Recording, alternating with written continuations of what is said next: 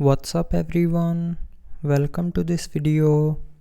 In this video I will show you how to fix the text notification sound not working issue in hyperos. So to fix this issue, first of all open settings. Now in settings, scroll down and here tap on sound and vibration. Now in sound and vibration, scroll down and here tap on notification slider to drag it to the right side. And after turning on this notification sound, you will start receiving the text notification sound. But if you are still not receiving the sound with text notifications, then try restarting your phone.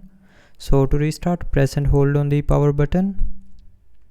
Now swipe down this circle, and when the circle gets green, then you can lift up your finger to restart your phone.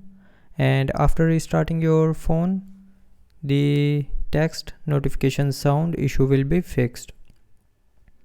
So that's how you can fix the text notification sound not working issue in hyperos. So I hope you liked the video. Thanks for watching.